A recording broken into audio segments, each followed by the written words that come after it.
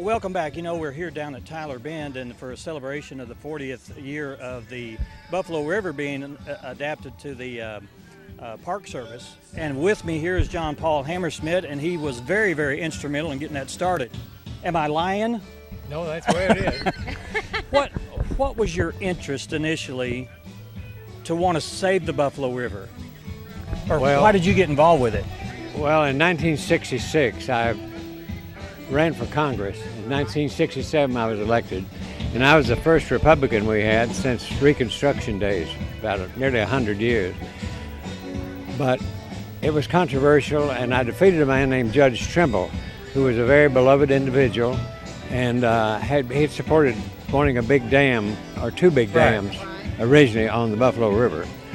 And that's a long story of why that did not occur. For one thing, Governor Faubus, when he was governor, put a moratorium on it in 1965. Yeah. So in 1966, when I went to Congress, I began to study the issue from both sides, from the Corps of Engineers side and the Park Services side.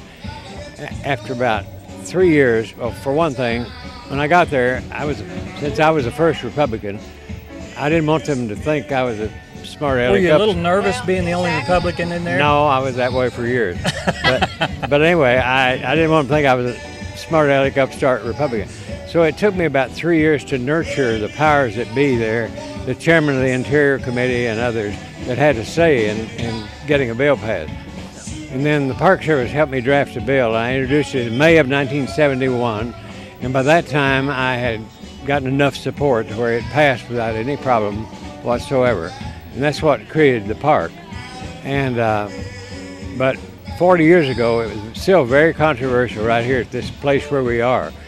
If we had tried to have this meeting here on the bank of the river and 40 years ago, the Searcy County people would have run us off. Oh, really? But over time, we drafted the bill to where people could continue to live in the park for 25 years on a lifetime lease, and that sort of alleviated a lot of the feelings. Yeah.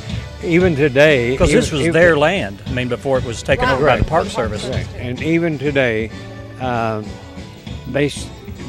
time has expired. All those lifetime leases have expired, but there are still people living on the park land through a lease from the Park Service.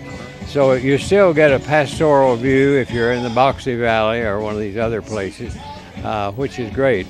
They also allow agricultural activities such as hay mowing and hay growing. Right.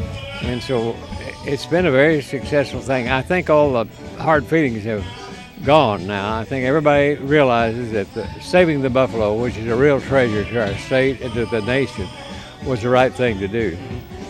I might mention, just as an aside, 140 years ago this year, Yellowstone, our first national park, was created. 140 years ago this month. Oh, wow. And then I had another national park in my district, Hot Springs National Park.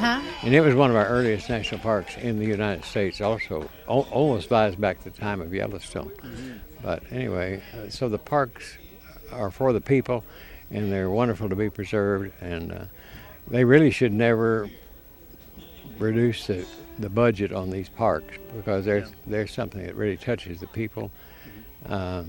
If you look at the big budget pie nationally, this is a very minuscule part of it. All of our park system is. Yeah. And but it seems like they want to cut those programs out. Well, they're visible and looks like they're cutting something, but they shouldn't cut it. Our real problem, of course, the budgets are entitlements. Yeah. But during your term, you really were bipartisan with a lot of issues. Oh, sure. And I think it made some of your yeah, pundits pretty mad about it. I was in the minority all the time. I've even seen photos where you were photoshopped out when they take pictures of you with the other guys, you know. Oh, my. Yeah, I got a long story about that where they airbrushed me out. Yeah, they airbrushed you out of there. Yeah. Segment but no, we got along. Some of my best friends are Democrats, obviously. Do people that are in office call you for any kind of advice? Yes, Senator Bozeman. Well, even before him, but Senator Bozeman was always in touch with me. Yeah. And now Senator Womack is to a lesser degree, but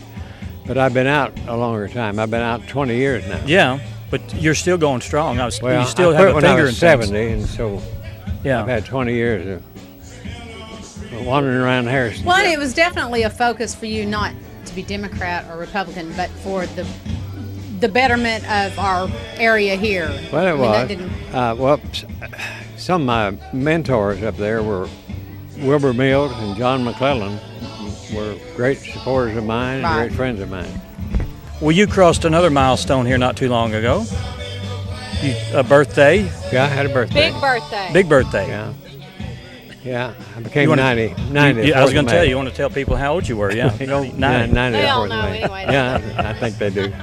Well, we appreciate you being here. This Sure. celebration here is part of Very you. I nice. mean, you were the big part of this celebration that we're having today. Well, I had nothing to do with it Yeah. except show up. But Yeah, it's very show nice up. to be But here. you were instrumental. Yeah.